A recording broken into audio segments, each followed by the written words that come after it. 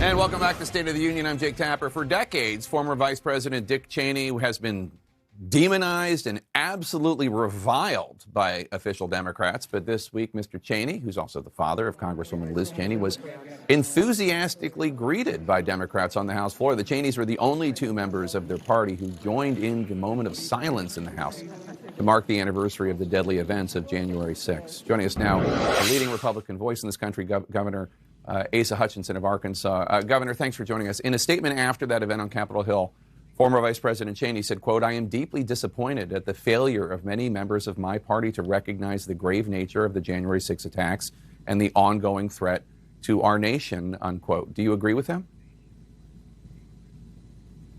I agree with him in substance. I'm glad he was there.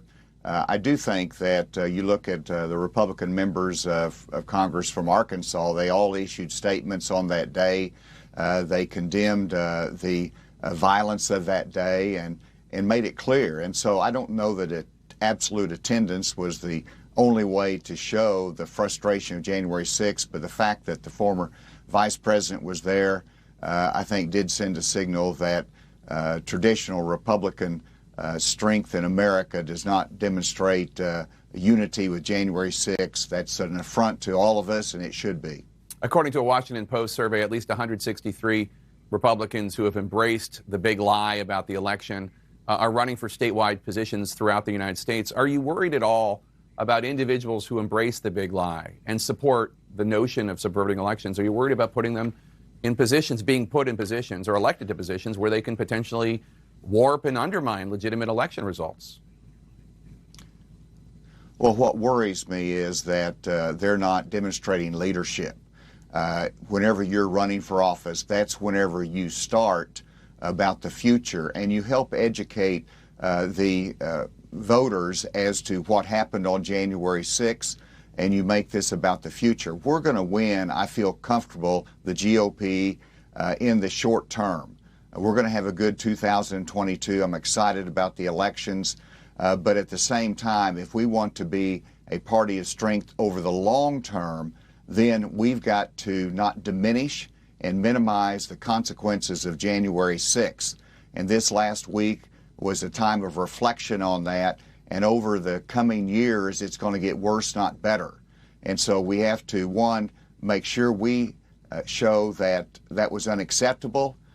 We have to define it in the right way. It was an attempt to stop the peaceful transfer of power.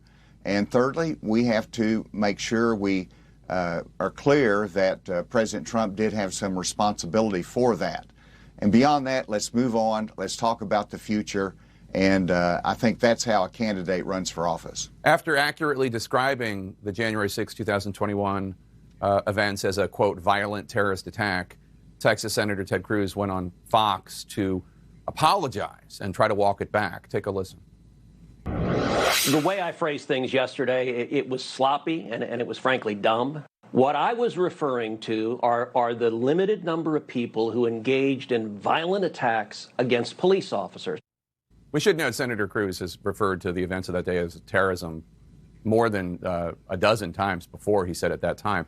Now, the FBI defines domestic terrorism as individuals using force or violence to, quote, further ideological goals, such as those of a political, religious, social, racial, or environmental nature. What did you make of that interview? And isn't that exactly what the people who invaded the Capitol were doing, using violence and criminal behavior to further the political goal of, as you note, undermine the election? Well, let me put it back in a little bit more historical context. I prosecuted, when I was United States Attorney, a domestic terrorism case against white supremacists because they were trying to use violence for their own political purposes. That was an FBI domestic terrorism investigation. Now, we prosecuted them for racketeering, not a terrorism charge, but a racketeering charge. And so you move that forward to January 6th, and I have no doubt that this is considered a domestic terrorism investigation, but at the same time, they're not being charged with terrorism. So it's a lot of wordsmithing going on there. The key is don't minimize what happened. Some people are going to call it an insurrection. Some people are going to call it terrorism. I call it a interference with the lawful transfer of power using violence, and that's wrong. And so let's accept what it is. Let's don't run from it. Let's learn from it, and let's make sure that we don't fall down that path again. For the long term, we have to show that to the world that we're not going to accept that as how we transfer power in elections in America. Let's turn to COVID, which I know preoccupies a lot of your time. Arkansas is seeing record high COVID cases right now with a positivity rate nearly 30%. Hospitalizations and death rates are also up. Low vaccination rates in your state are obviously making the crisis worse. Critics will point out that you have not imposed any vaccine mandates, even for state employees, and that Arkansas is now going to extend unemployment benefits to people who are being fired for refusing to get vaccinated. Are you confident that you are doing everything you can as governor to save lives and control the pandemic? Every day I wake up, I ask the question, am I doing everything that I can to reduce the impact of this pandemic and to save lives? And right now we are doing everything that we possibly can. As you look at the challenge of vaccinations, the good news is that it's not static. Those numbers are going up every day in Arkansas. People are getting vaccinated as the Omicron continues to spread. That risk increases the people's understanding of the importance of it.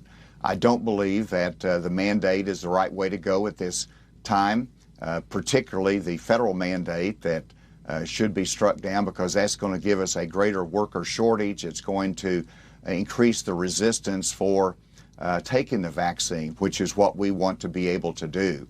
Over time, and I think the CDC this last week did a good job of harmonizing and reducing the burden of the isolation period. I think that makes it easier for us to live with this in a safer fashion. Over time, as the therapeutics continue to increase, I hope that we can normalize this terrible Omicron so that, and whatever the next variant might be, so that we can handle it, we can live with it in the safest fashion, but keep our schools open, our businesses open, and live life, because this is still going to be with us for a while. Arkansas was one of many states suing the Biden administration over the federal vaccine mandate for large businesses. The U.S. Supreme Court heard arguments on the case Friday. The rule goes into effect tomorrow, barring any action from the court, although we should know, listening to the arguments, it did sound like the court was not going to support the federal mandate. But still, the day is tomorrow. Should Arkansas businesses comply? No, they should wait until they get the Supreme Court decision. And of course, that's an individual business decision. And our employers in Arkansas, some make the decision that they ought to have a vaccine requirement in the workplace. And I support their ability to make that decision. There shouldn't be a ban against that. But others make the decision that that's not necessary. Maybe they work in a more open environment, or they have a risk of losing too many employees. And so they have that freedom. But this mandate of OSHA, the federal government, needs to be struck down, and that's why we're fighting against it. And I expect the Supreme Court, hopefully, to rule against the Biden administration on that oppressive vaccine mandate. Governor Hutchinson, always a pleasure. Thank you so much for joining us today. Appreciate it. Thank you, Jay. Good to be with you.